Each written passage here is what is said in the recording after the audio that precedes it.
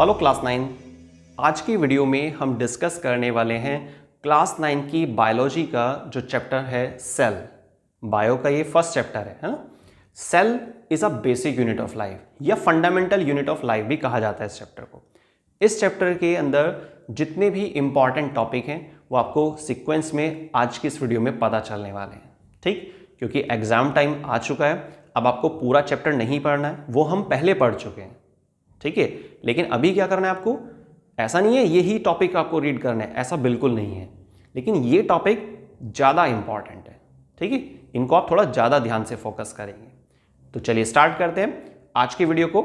मेरा नाम तुषार भारद्वाज और ये आपका अपना favourite channel science world by Tushar sir. Start करते हैं आज की वीडियो को मोस्ट इंपॉर्टेंट टॉपिक। देखिए, cell is a fundamental unit of life. इस चैप्टर में सबसे पहले तो आपको कवर करना है सेल थ्योरी को। एमजे स्क्लीडन और थियोडोर श्वान जो दो साइंटिस्ट थे, इन्होंने बताया था सेल थ्योरी के बारे में।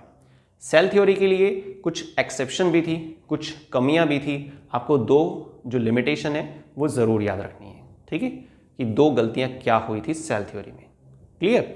नेक्स्ट फिर टॉपिक आता है प्लांट और एनिमल सेल में डिफरेंस। 5 पॉइंट्स कवर करने हैं आपको प्लांट सेल के लिए और सेम ऐसे ही 5 पॉइंट्स कवर करने होंगे एनिमल सेल के लिए। नेक्स्ट फिर टॉपिक आता है नंबर 3 पर प्रोकैरियोट और यूकैरियोट में क्या डिफरेंस है।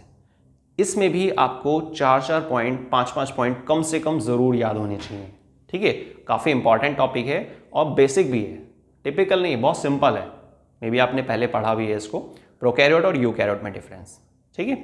नेक्स्ट टॉपिक है आपके पास ऑर्गेनेलीज का। अब देखिए ऑर्गेनेलीज काफी सारी हैं, लेकिन उनमें से जो इंपॉर्टेंट ऑर्गेनेली है, नंबर फर्स्ट है न्यूक्लियस। न्यूक्लियस के स्ट्रक्चर और न्यूक्लियस का फंक्शन, ये ध्यान रखना है। सेकेंड इंपॉर्टेंट ऑर्गेनेली है माइटोकॉन्ड्रिया। माइटोकॉन्ड्रिया को पावर हाउस ऑफ सेल क्यों कहते हैं, ठीक है। माइटोकॉन्ड्रिया ही रिस्पॉन्सिबल है जो एनर्जी के लिए जाना जाता है, मतलब पावर हाउस ऑफ सेल कहते हैं इसको। पर इसके पीछे रीजन क्या है, मतलब माइटोकॉन्ड्रिया के फंक्शन, उसकी स्ट्रक्चर आपको कंप्लीट करनी है, ठीक है। नेक्स्ट थर्ड ऑर्गेनेली है प्लास्टिड। प्लास्टिड में देखिए 3 अलग अलग तरह की पॉसिबिलिटीज होती हैं, जिसमें से मोस्ट इंपॉर्टेंट है, जिसकी स्ट्रक्चर भी आपको प्रैक्टिस करनी है, वो है क्लोरोप्लास्ट, ठीक है। क्लोरोप्लास्ट के स्ट्रक्चर जो डबल मेम्ब्रेनस स्ट्रक्चर होते हैं, जिसमें ग्रेनम वगैरह दिखाए जाते हैं, स्ट्रोमा लैमिला होता है, थाइलेकोइड दिखाया जाता है, स्ट्रोमा दिखाया जाता है, तो ये सारी चीज, और लेबल भी करना है उसको, है ना, ठीक है।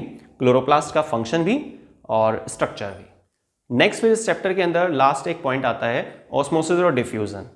जनरल टॉपिक है, कोई ज़्यादा कॉम्प्लिकेटेड भी नहीं है। तो ऑस्मोसिस क्या होता है, डिफ्यूजन क्या होता है, इनमें डिफरेंस को लेकर आप करीब 3 पॉइंट्स ध्यान रखेंगे। लास्ट में फिर आप छोटे छोटे से टॉपिक वैसे काफ़ी सारे हैं, पर हाँ आप हाइपरटोनिक, हाइपोटोनिक, आइसोटोनिक, है ना, इस चीज़ को भी कवर करके चलेंगे। क्लियर। और जैसा मैंने आपको स्टार्टिंग में बताया, चैप्टर आपको सारा कवर करना है, सिर्फ इन्हीं टॉपिक पर बेस नहीं रहना है, पर ये टॉपिक ज़्यादा इंपॉर्टेंट है, ठीक है, एग्जाम के पॉइंट ऑफ व्यू से। लेकिन पहले आपने पूरा चैप्टर पढ़ा होगा तो वो बहुत बढ़िया बात है, ठीक है। क्योंकि एग्जाम में देखिए हम सारा सिलेबस रिवाइज नहीं कर सकते। एग्जाम टाइमिंग में क्या होता है ना, हमें मेन टॉपिक कवर करने होते हैं, पर इसका मतलब ये नहीं है कि आपने पूरे साल तो कुछ नहीं पढ़ा और लास्ट में सिर्फ इंपॉर्टेंट टॉपिक के बेस पे ही कवर करने। क्योंकि बहुत बार ऐसा हो चुका है एग्जाम में कि इंपॉर्टेंट टॉपिक्स में से आता है, वो नॉर्मल बात है, लेकिन कुछ ऐसे भी क्वेश्चंस आ जाते हैं जो ऐसे टॉपिक से लिए गए जो इंपॉर्टेंट भी नहीं है, ठीक है। पर हाँ, ये टॉपिक काफ़ी इंपॉर्टेंट थे मेरे अकॉर्डिंग। और वीडियो अगर पसंद आती है तो प्लीज़ वीडियो को लाइक, मैक्सिमम शेयर करना मत भूलिएगा। तो आज के वीडियो में बस इतना ही, मिलते हैं नेक्स्ट वीडियो में कुछ और नए टॉपिक्स के साथ। थैंक्स।